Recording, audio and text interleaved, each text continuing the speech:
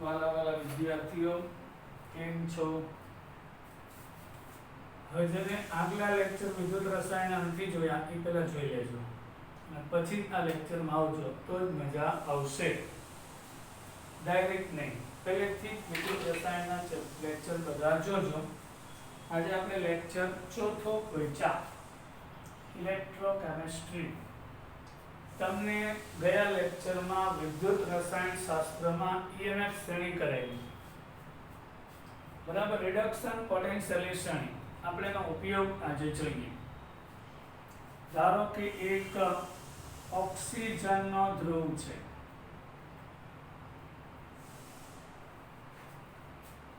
બરાબર? તેમનો reduction potential ઓલી શ્રેણી ઉપરથી 1.23 વોલ્ટ છે, પ્લસ 1.23 વોલ્ટ. અને હાઇડ્રોજનનો ખબર જ છે છોકરાઓ, 2H plus 2 electron gives H2 gas. એને તો ખબર જ છે ને, પ્રમાણિત પોટેન્શિયલ 0 છે. હવે આ બે વચ્ચે પ્રક્રિયા થશે કે નહીં? આ થશે. જેમનો રિડક્શન પોટેન્શિયલ મોટો છે એટલે શ્રેણીમાં યાદ રાખવાની ટ્રીક આપી દઉં, ઉપર હોય ને સિરીઝમાં એનું રિડક્શન થાય એટલે આ ભાગનું, અને શ્રેણીમાં જે નીચે હોય એનું ઓક્સિડેશન થાય આ ભાગનું. કા આ તો રિડક્શન છે, આનો રિડક્શન પોટેન્શિયલ મોટો એટલે આ ઇલેક્ટ્રોન મેળે રિડક્શન પામે, તો આ તો રિડક્શન તો આમ થાય એટલે ઉપરની પ્રક્રિયા આમ થશે, નીચેની આમ થશે. આ યાદ રાખજો. તો મારે એ બેને જોડવાથી ટોટલ પ્રક્રિયા કઈ થાય, આ બે વચ્ચે રેડોક્સ પ્રક્રિયા થાય તો એ તમે બતાવો. અહીં ઇલેક્ટ્રોન 4 છે કે નહીં, એટલે તમારે પહેલા રિડક્શન સમીકરણ લખવાનું. O2 ગેસ વત્તા 4H પ્લસ વત્તા 4 ઇલેક્ટ્રોન અને 2H2O લિક્વિડ. તો આ સમીકરણને ઉલટાવી નાખો તો જ ઓક્સિડેશન થાય ને. એટલે H2 ગેસ, પણ આ તો બે ઇલેક્ટ્રોન ગુમાવ્યા તો એ બે કરી નાખો એટલે 4H પ્લસ 4 ઇલેક્ટ્રોન આવશે. 4H અને 4 ઇલેક્ટ્રોન ગયા એટલે O2 ગેસ વત્તા 2H2 gas gives 2H2O liquid. એટલે આ પ્રક્રિયાને રેડોક્સ પ્રક્રિયા કહેવામાં આવે છે. તો આ પ્રક્રિયા થાય. અહીંયા હાઇડ્રોજનનું શું થયું? શ્રેણીમાં પાછું એકવાર ઉપર હોય તેનું રિડક્શન થાય, નીચે હોય એનું ઓક્સિડેશન. તો ઉપર જેનું રિડક્શન થાય એ આ ભાગનું એટલે આ રિડક્શન છે. તો આ રિડક્શન છે, આ નીચેનું ઓક્સિડેશન. આમ થાય ને પ્રક્રિયા H2 માંથી, તેને ઉલટાવી લખો એટલે બેનો સરવાળો. હવે આ કોષનો મારે કોષ પોટેન્શિયલ માપવું હોય તો માપી શકાય. અહીંયા કેથોડ એટલે જેનો રિડક્શન પોટેન્શિયલ મોટો હોય તો કોનો મોટો હોય? કેથોડ. એમાંથી એનોડનો બાદ થાય એટલે આપણને કોષનો પ્રમાણિત પોટેન્શિયલ મળે. તો આ કેથોડ હશે તો એને કેમ લખવાનું? E અંશ O2 માંથી H2O,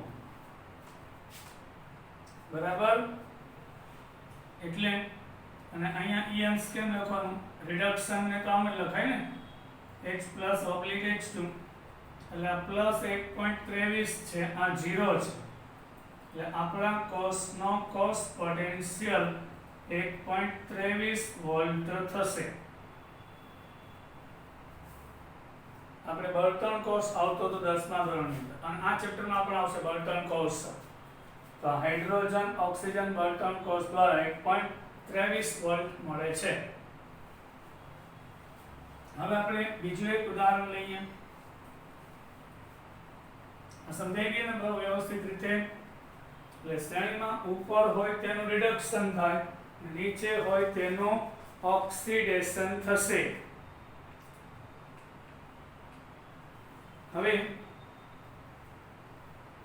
કોપર ધાતુને HCl માં ઉમેરતા એક પ્રશ્ન બનાવ્યો. કોપર ધાતુને HCl માં ઉમેરતા પ્રક્રિયા થશે કે નહીં સમજાવો. તો Cu+2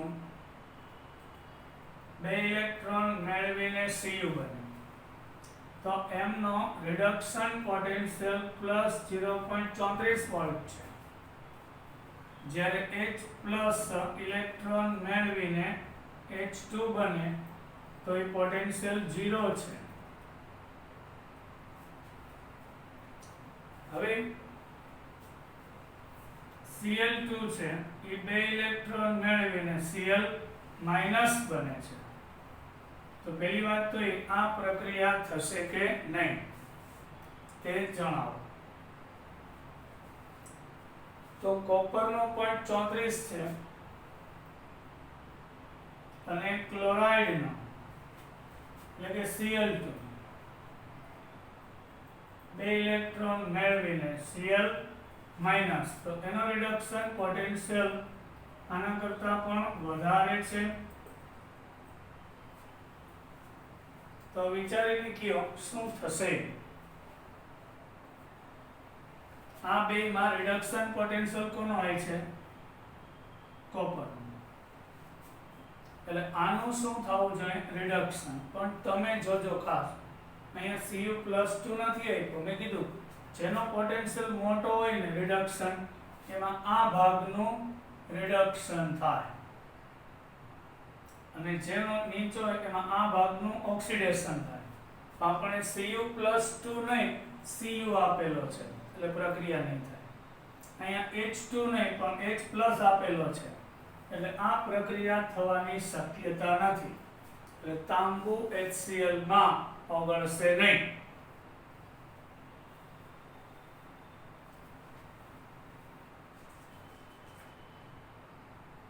પછી આપણે વાત કરીએ છોકરાઓ આગળ ઝીંક ધાતુની પટ્ટીને HNO3 માં ડુબાડતા હાઇડ્રોજન વાયુ મુક્ત થતો નથી. શા માટે? આપણે ઝીંક ધાતુની પટ્ટીને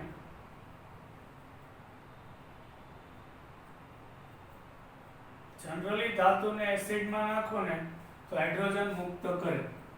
જેમ કે ઝીંક ધાતુને HCl માં નાખીશ તો અહીંયા આગળ પ્રક્રિયા થશે. તો પહેલા આ સમજાવીએ. હવે ઝીંક છે ને એનો રિડક્શન પોટેન્શિયલ -0.76 વોલ્ટ છે. જોજો મારી ટ્રીક કા. અને H+ છે એનો રિડક્શન પોટેન્શિયલ 0 છે. ફાઇનલ. હું ભગવાન દીકરો નથી, ઓલી આપણે કાલે શ્રેણી શીખાતા ને એના ઉપરથી હાઇડ્રોજનનો પોટેન્શિયલ 0 છે જ્યારે આનો રિડક્શન પોટેન્શિયલ -0.76 છે. તો આ બેમાં રિડક્શન પોટેન્શિયલ આનો વધારો. તો જે વધાર્યો ને એટલે આમાં મેં કીધું ઉપરની સમીકરણમાં આ ભાગનું રિડક્શન થાય અને નીચેના સમીકરણમાં આ ભાગનું ઓક્સિડેશન થાય. અમારી ટ્રીક બસ. તો આ પ્રક્રિયા થવા માટે H+ હોવો જોઈએ તો છે. ઝીંકનો આયન ને ઝીંક છે યસ છે તો પ્રક્રિયા થશે એટલે આ પ્રક્રિયા થાય. હવે આને મારે રેડોક્સ સ્વરૂપે લખવું હોય તો આને ઓક્સિડેશનમાં ફેરવી નાખવાનું.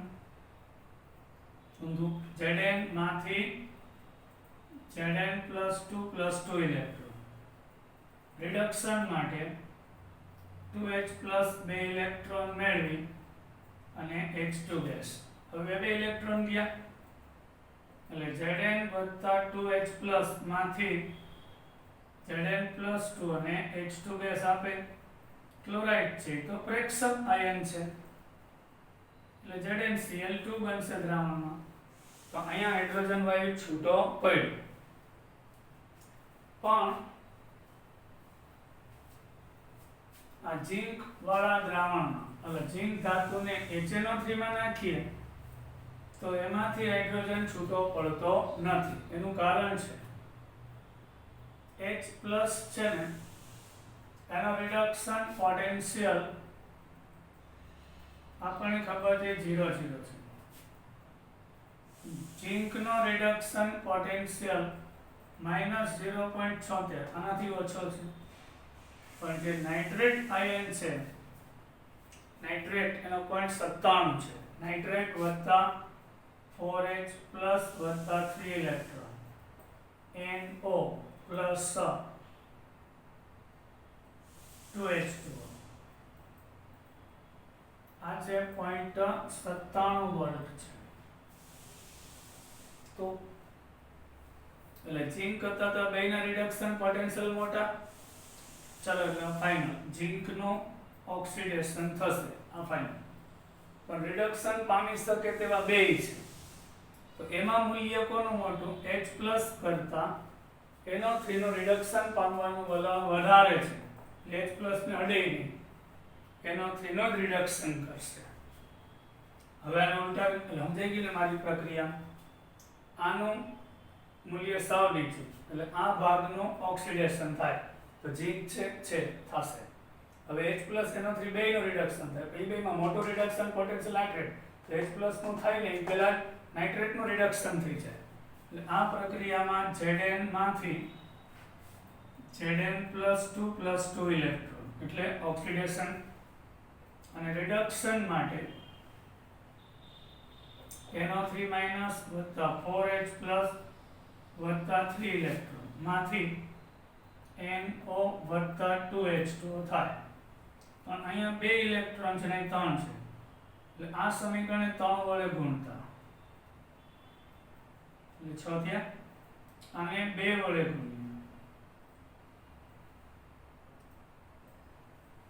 તો 6 ઇલેક્ટ્રોન ગયા એટલે 3Zn વત્તા 2NO3 વત્તા 8+ માંથી 3Zn+2 વત્તા NO અને 4H2O બનશે. આ રીતે પ્રક્રિયા થાય. તો અહીં પોટેન્શિયલ છે આનો 0.97 છે. સોરી, હવે આપણે આનો ઈ સેલ લેવો હોય તો મળી જાય ને. કઈ રીતે મળશે? કેથોડ માંથી એનોડ એટલે કેથોડ તરીકે કયો હતો? નાઇટ્રેટ હતો તો 0.97 બરાબર. આ કેથોડ આ એનોડ અને -0.76 માઇનસ પ્લસ એટલે આ કોર્સ આપણને 1.73 વોલ્ટ આપે છે. આ રીતે નક્કી થાય. એટલે શ્રેણીના મૂલ્ય પાકા ના કરો તો કઈ નહીં, પણ પ્રક્રિયા થશે કે નહીં માટે ચડતો ને ઉતરતો ક્રમ પાકો કરવો ખૂબ જ જરૂરી છે. હજી એક રિપ્રેઝન્ટેશન બતાવું તમને. ધારો કે હું બ્રોમિન લખું. ચલો Zn માંથી Zn+2+2 ઇલેક્ટ્રોન. મારે ઝીંકનો ઓક્સિડેશન પોટેન્શિયલ લખવો હોય તો 0 માંથી +2 ડાબેથી જમણે વાંચાય એટલે +0.76 વોલ્ટ. અને એનો રિડક્શન પોટેન્શિયલ લખવો હોય તો +2 માંથી 0 તો એ -0.76 આપણા ટેબલમાં છે. આ રીતે લખાય. પણ બ્રોમિનની વાત આવે, બ્રોમિન છે એ 2 ઇલેક્ટ્રોન મેળવીને Br- બને તો એમનો રિડક્શન પોટેન્શિયલ લખવો હોય તો Br2/-, 0 માંથી -1 રિડક્શન. આમનો ઓક્સિડેશન પોટેન્શિયલ લખવો હોય તો એને આમ લખવાનું Br-, Br2 વડે દર્શાવાય છે. 0 માંથી -1 અને -1 માંથી 0. હવે આપણે છોકરાઓ આગળ જોશું નવા ક્વેશ્ચનમાં.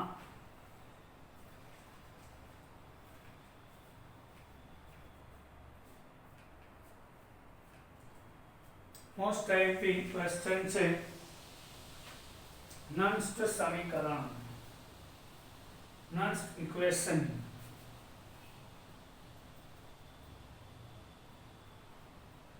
સાયન્ટિસ્ટ હતા નોન-સ્ટોપ. આપણે અગાઉના વિભાગમાં જોયું કે વિદ્યુત ધ્રુવ પ્રક્રિયામાં સમાવિષ્ટ સ્પીસીસની સાંદ્રતા 1 છે. આ હંમેશા સાચું હોવું જરૂરી નથી અને નોનસ્ટે કીધું. આપણે જે કંઈ હમણાં EMF શ્રેણી શીખ્યા સાંદ્રતા કેટલી હતી? 1 હતી. વિદ્યુત ધ્રુવ પ્રક્રિયામાં સમાવિષ્ટ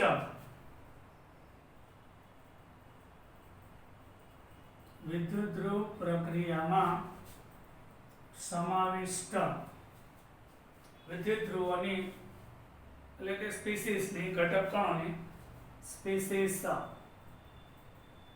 સાંદ્રતા 1 મોલારિટી હોવી જરૂરી નથી. એ તો આપણે માપ્યું હતું, પ્રમાણિત લીધું હતું. પ્રમાણિત સ્થિતિમાં મૂલ્ય આટલું મળે. હવે નોનસ્ટે દર્શાવ્યો કે એવું જરૂર નથી, એટલે કે 1 મોલારિટી ન હોય તો કોષ પોટેન્શિયલ તો મળે જ છે. તો એને એક સમીકરણ આપ્યું, m પ્લસ n આયન n ઇલેક્ટ્રોન મેળવીને m સોલિડ બનશે. m પ્લસ n એકવાર પ્લસ n એટલે શું છે? n પ્લસ કે પ્લસ n પ્લસ એટલે આપણે લિથિયમ લઈ ચાલો તો પ્લસ 1 હોય તો 1 મેળવી લિથિયમ m એટલે પ્લસ 2 હોય તો એ 2 ઇલેક્ટ્રોન મેળવીને mg પ્લસ 3 હોય તો 3 ઇલેક્ટ્રોન મેળવીને એલ્યુમિનિયમ બનશે. એટલે m પ્લસ n આયન n ઇલેક્ટ્રોન મેળવીને મેટલ આપે છે. આવું નોનસ્ટે કીધું કે m પ્લસ n આયન n ઇલેક્ટ્રોન મેળવીને મેટલ બનશે. એટલે રિડક્શનની વાત થઈ. જે તે ધાતુનો આયન કે જે રિડક્શન પામતો હોય તો વિદ્યુત ધ્રુવ પ્રક્રિયા માટે પ્રમાણિત હાઇડ્રોજન ધ્રુવના સંદર્ભમાં કોઈ પણ સાંદ્રતાએ વિદ્યુત ધ્રુવ પ્રક્રિયા માટે હાઇડ્રોજન વિદ્યુત ધ્રુવના સંદર્ભમાં કોઈ પણ સાંદ્રતાએ વિદ્યુત ધ્રુવ પ્રક્રિયા માટે હાઇડ્રોજન ધ્રુવના સંદર્ભમાં કોઈ પણ સાંદ્રતાએ પોટેન્શિયલ માપી શકાય છે.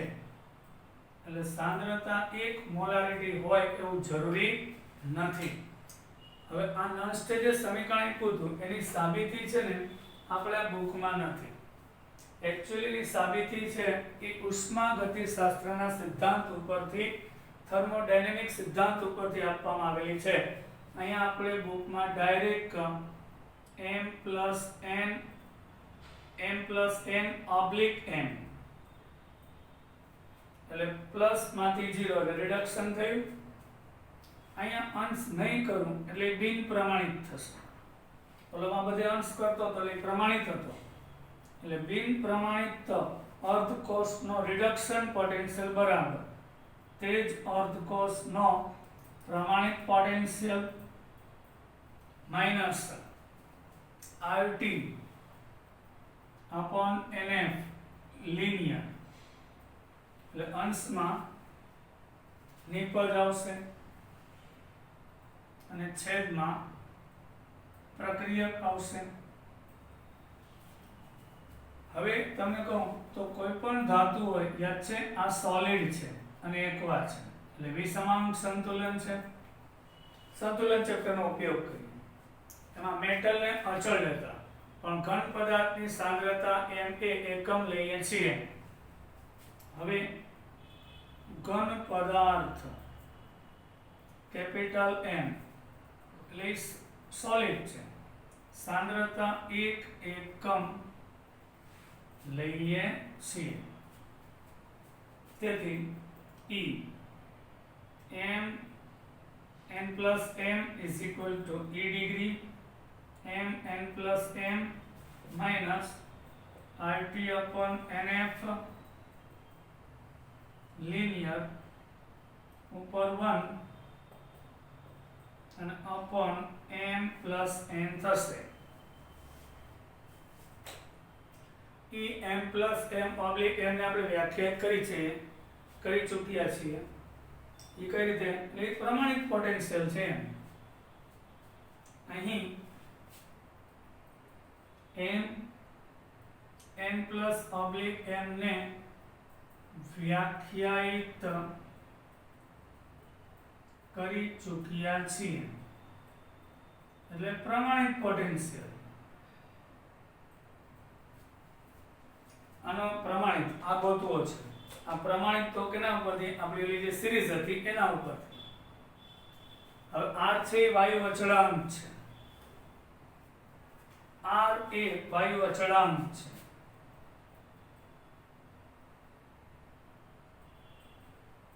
અને એની કિંમત આપણે જૂલમાં લેશું તો જ આપણને વોલ્ટ મળે ને. r ની કિંમત છે એ જૂલમાં લેશું. જૂલ પ્રતિ કેલ્વિન પ્રતિ મોલ. T તાપમાન છે એ કેલ્વિનમાં લેશું. n એ વિનિમય પામતા ઇલેક્ટ્રોનની સંખ્યા છે. ધારો કે કેલ્શિયમ +2 હોય તો ને કેલ્શિયમ બને તો અહીં 2 ઇલેક્ટ્રોન આવે. સોડિયમ હોય Na પ્લસ ઇલેક્ટ્રોન મેળવીને સોડિયમ તો એમાં 1 ઇલેક્ટ્રોન આવશે એટલે n. F છે ફેરાડે અચળાંક છે. F ફેરાડે અચળાંક છે અને એની કિંમત હોય છે એક્ઝેક્ટ 96487 કુલંબ પ્રતિ મોલ. એટલે 1 મોલ ઇલેક્ટ્રોનનો વીજભાર 96487 કુલંબ. અને m પ્લસ n શું છે? તે m પ્લસ n આયનની મોલારિટીમાં લીધેલી સાંદ્રતા છે. મોલારિટીમાં લીધેલી સાંદ્રતા દર્શાવે છે.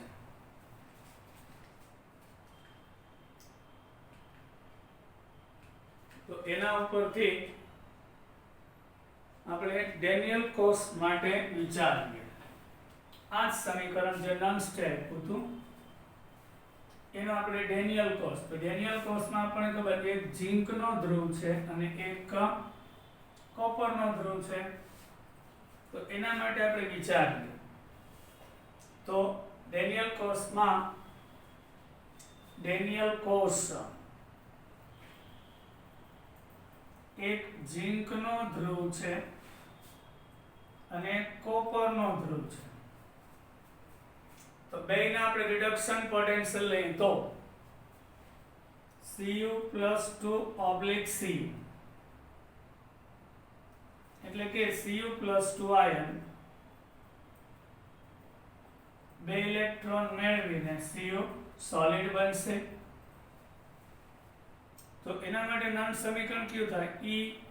Cu+2/Cu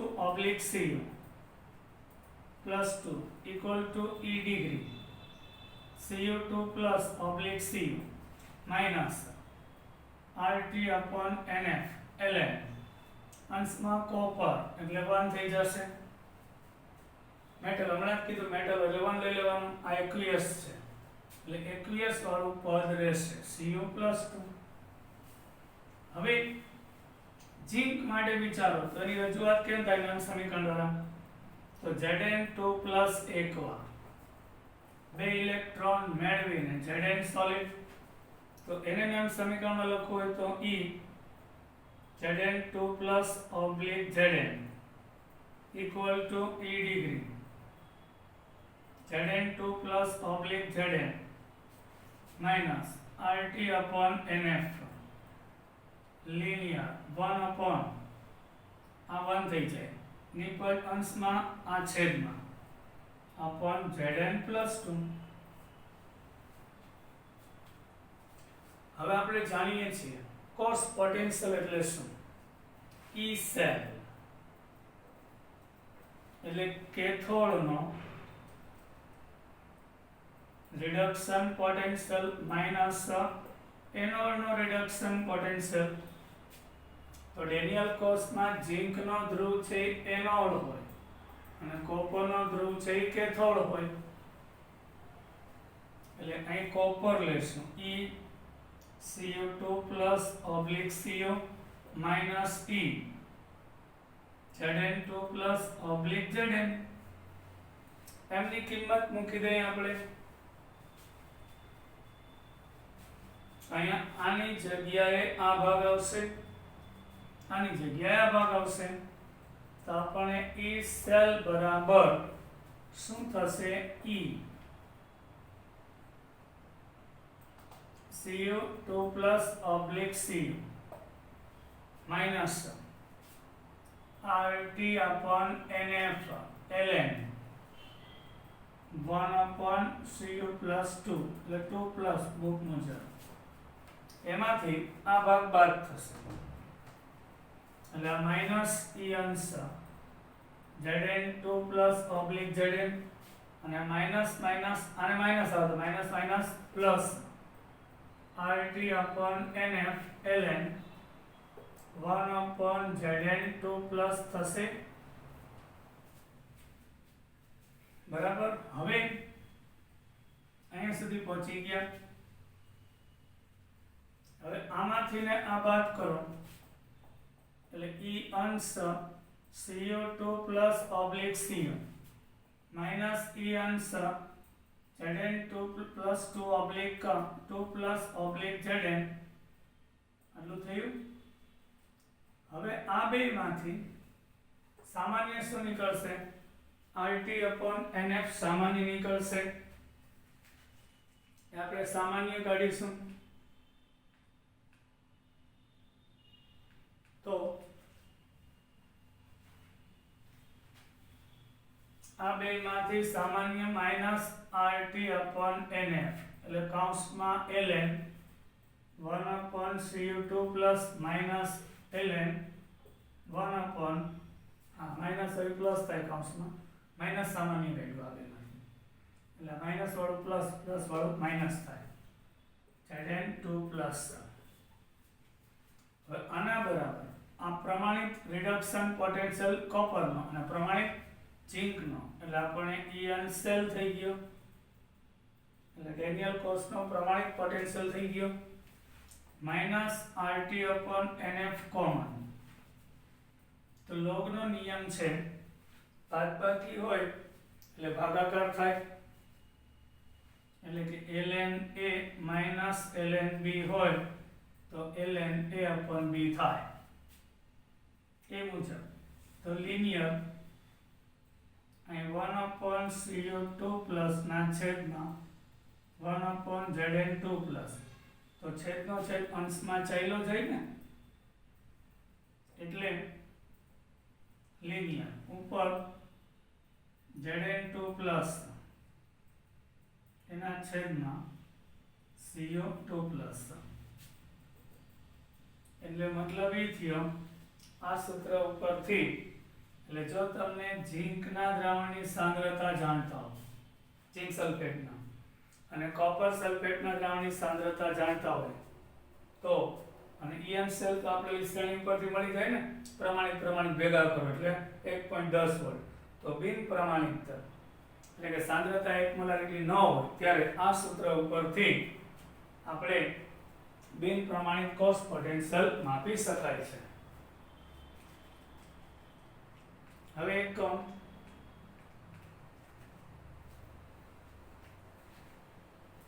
E સેલ નોંધ આપણો જે E cell EM cell E cell આ તો પ્રમાણિત છે બિન પ્રમાણિત અહીં E સેલ એ Zn2 પ્લસ અને Cu2 પ્લસ ની સાંદ્રતા પર આધાર રાખે છે કોન્સન્ટ્રેશન પર આ કોષનો E સેલ છે એ Zn2 પ્લસ અને Cu2 પ્લસ બંનેની સાંદ્રતા ઉપર આધાર રાખે છે Cu+2 ની સાંદ્રતા વધારા સાથે અને Zn+2 ની સાંદ્રતામાં ઘટાડા સાથે વધે